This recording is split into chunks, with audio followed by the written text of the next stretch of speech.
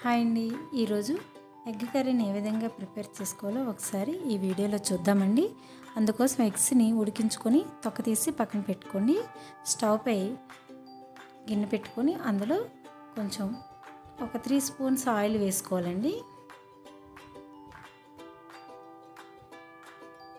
అందులో ఒక half tea spoon పసుపు వేసుకోండి ఎగ్స్ని వేయించుకోవడానికి.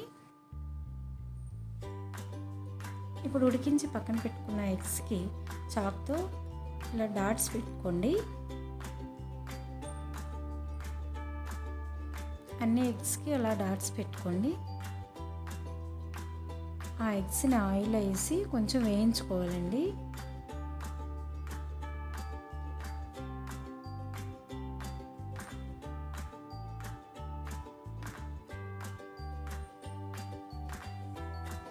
ఇవి వేయించుకున్న ఎగ్స్ని ఒక ప్లేట్లో తీసుకోండి, పక్కకు పెట్టుకోండి. ఒక 2 పచ్చిమిర్చిని కట్ చేసి ఇలా వేసుకోండి.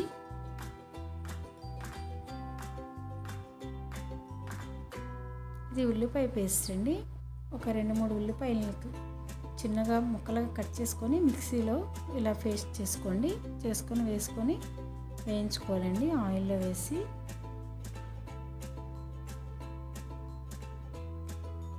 ఉల్లి పేస్ట్ వేయించుకోవాలండి. కొంచెం కరివేపాకు వేసుకోండి.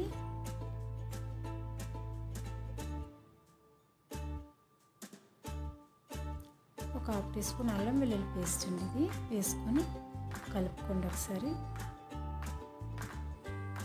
ఇప్పుడు ఒక 2 టమాటాలు తీసుకొని ఆ టమాటాలని మిక్సీలో వేసుకొని ఇలా పేస్ట్లా చేసుకొని అందులో వేసుకోండి. లేదా చిన్నగా ముక్కలుగా కూడా కట్ చేసుకొని టమాటాలు వేసుకోవచ్చండి.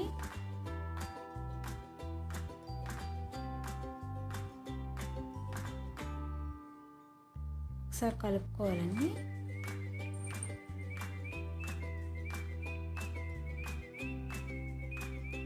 ఒక 2 స్పూన్స్ కారప్పొడి వేసుకోవాలండి.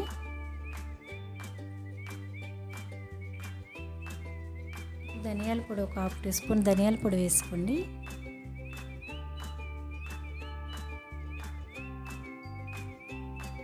పావు teaspoon garam masala powder అండి. ఇది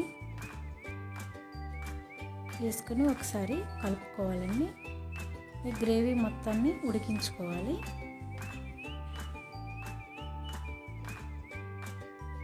సాల్ట్ ఒక 2 స్పూన్స్ వేసుకోండి. పసుపు ముందుగా వేసుకున్నాం కాబట్టి సరిపోతుందండి. ఒకవేళ సరిపోదంటే కొంచెం పసుపు కూడా వేసుకోండి. ఒక 5 మినిట్స్ మూత పెట్టుకొని ఆ గ్రేవీ మొత్తం ఉడికేంత వరకు ఉంచుకోండి. చూడండి గ్రేవీ అంతా దగ్గర పడింది. ఇప్పుడు వేయించుకున్న పక్క పెట్టుకున్న ఎగ్స్ని అందులో వేసుకోవాలండి. వేసుకొని ఒకసారి కలుపుకోండి. ఒక 2 గ్లాసులు వాటర్ పోసుకోండి అందులోని. చిన్న గ్లాసులు అయితే 2 పడుతుంది.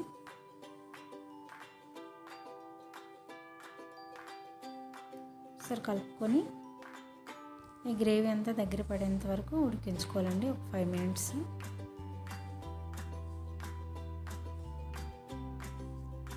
మూత పెట్టుకోండి.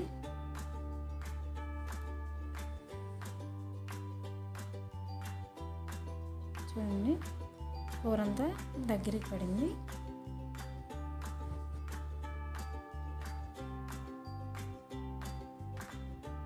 ఎగ్ కర్రీ రెడీ అయిపోయిందండి. స్టవ్ బంద్ చేసుకొని సర్వింగ్ ప్లేట్లోకి తీసుకోవడమేనండి. ఒకసారి ట్రై చేయండి. Thank you.